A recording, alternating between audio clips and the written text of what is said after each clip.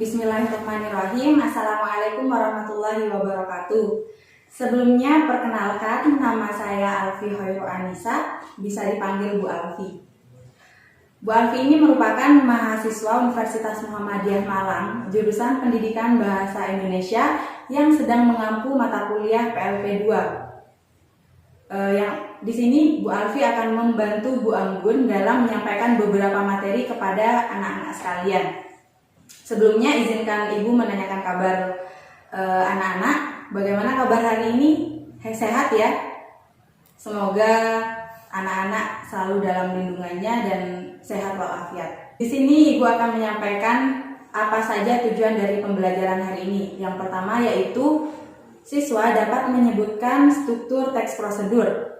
Yang kedua, siswa dapat menyebutkan aspek kebahasaan dari teks prosedur.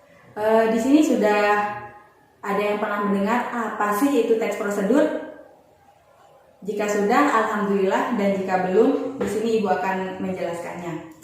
Jadi teks prosedur adalah teks yang berisikan tahapan-tahapan atau langkah-langkah dalam mengerjakan sesuatu dengan tujuan tertentu.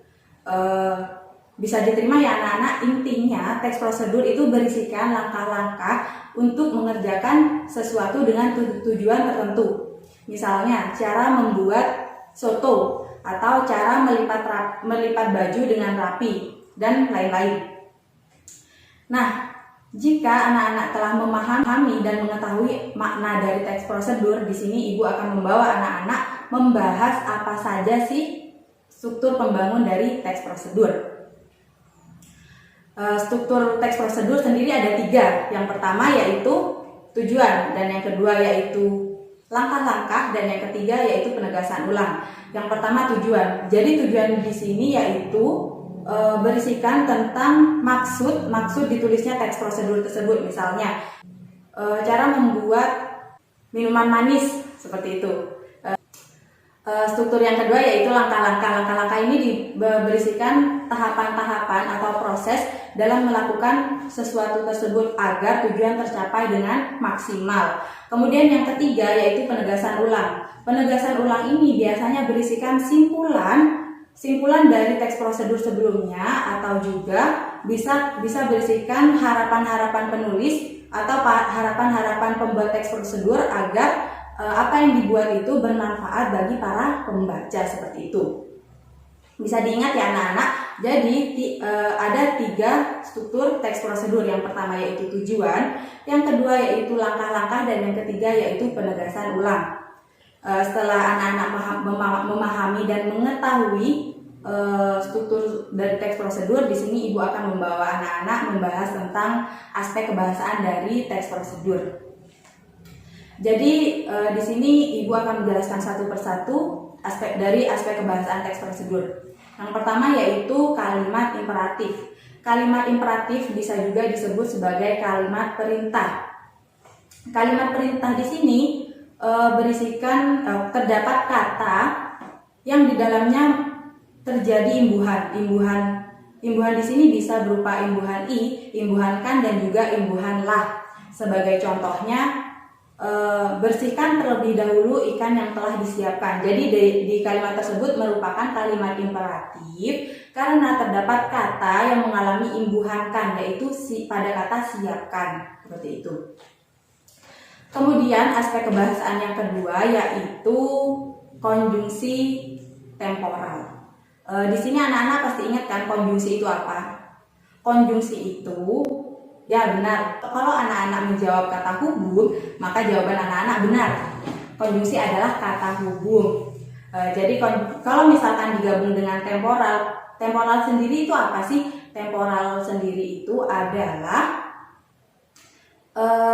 apa saja yang berhubungan dengan waktu. Jadi kalau misalkan konjungsi temporal itu adalah kata hubung yang memiliki hubungan dengan waktu. Misalnya kemudian, selanjutnya, sebelumnya, lalu, kemudian, dan lain sebagainya. Misalkan pada kalimat sebelum membersihkan ikan, alangkah baiknya ikan dicuci terlebih dahulu, seperti itu. Jadi pada kalimat yang Ibu contohkan sebelumnya ada konjungsi temporal yaitu sebelum. Mengerti ya anak-anak?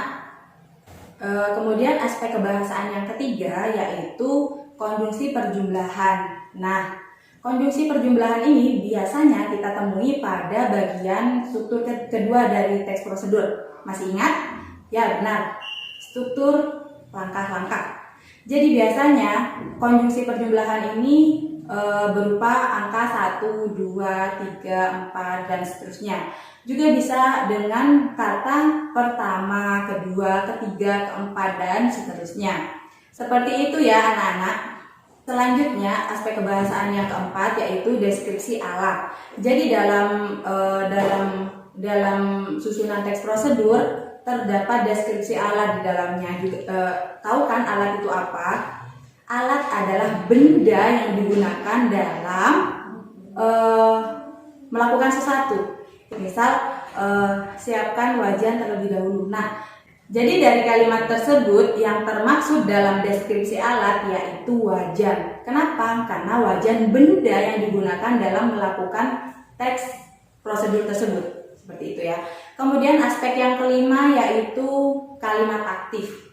Jadi biasanya yang digunakan dalam teks prosedur menggunakan kalimat aktif. Kalimat aktif biasanya melalui atau diimbuhi dengan imbuhan me, seperti membeli, mencuci, menyikat, dan lain sebagainya.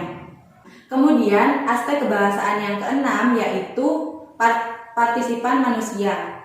Jadi di dalam kalimat tersebut seakan-akan para pembaca ikut serta dalam melakukan langkah-langkah yang ada di dalam teks prosedur tersebut. Jadi itulah yang dapat Ibu sampaikan. Kemudian di sini Ibu akan menyimpulkan apa saja yang Ibu sampaikan sebelumnya. Yang pertama yaitu definisi dari teks prosedur. Teks prosedur adalah teks yang berisikan langkah-langkah untuk melakukan sesuatu dengan tujuan tertentu. Kemudian struktur pembangun dari teks prosedur ada 3, yaitu tujuan, langkah-langkah, dan penegasan ulang. Sedangkan aspek kebahasaan dari teks prosedur ada 6, yaitu yang pertama kalimat imperatif, yang kedua konjungsi temporal, yang ketiga konjungsi perjumlahan, yang keempat adalah deskripsi alat, yang kelima adalah kalimat aktif, dan yang keenam adalah partisipan manusia.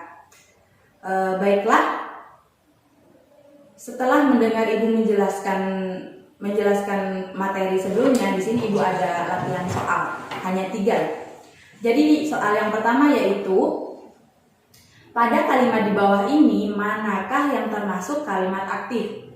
A. Agung membeli obat di apotek. B. Sertifikat itu telah diberikan kepada Andre. Dan C. Kamu memang yang terbaik. Dan D. Adik sedang dimandikan ibu.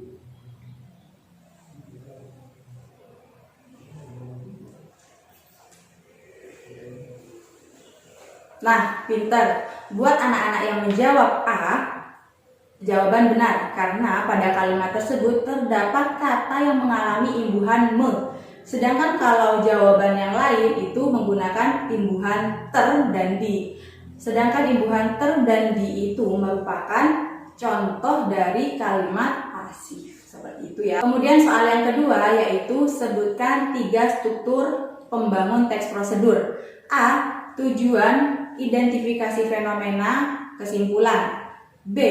Tujuan, langkah-langkah, penegasan ulang. C. Tujuan, identifikasi fenomena, penegasan ulang. Dan D. Identifikasi fenomena, langkah-langkah, penegasan ulang. Baik, Ibu beri waktu untuk anak-anak berpikir jawaban manakah yang benar. Jika anak-anak menjawab B, maka jawaban benar.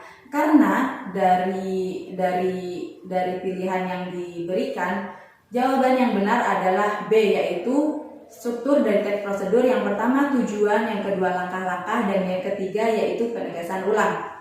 Kita beralih ke soal ketiga, yaitu berikut yang bukan merupakan aspek kebahasaan teks prosedur. A. Kalimat aktif. B. Konjungsi temporal. C. Konjungsi bilangan. Dan D. Kalimat pasif. pinter bagi anak-anak yang menjawab D, kalimat pasif. Karena di penjelasan Ibu sebelumnya tidak ada kalimat pasif di dalam aspek kebahasaan. Seperti itu ya. Bisa diterima? Baik. Jadi demikian yang dapat Ibu sampaikan. Semoga sedikit ilmu yang diberikan oleh Bu Alfi bisa bermanfaat bagi Bu Alfi pribadi dan juga bagi anak-anak sekalian. Marilah kita akhiri pembelajaran hari ini dengan bacaan hamdalah, istighfar, dan doa kafaratul majelis. Alhamdulillahirabbil alamin, astaghfirullahaladzim, subhanakallahumma wa bihamdika, asyhadu an la ilaha illa anta, astaghfiruka wa atubu ilaik. Terima kasih telah bersedia mendengarkan Bu Alfi sampai akhir, dan maaf apabila ada kata-kata yang kurang berkenan. Akhir kata, wassalamualaikum warahmatullahi wabarakatuh.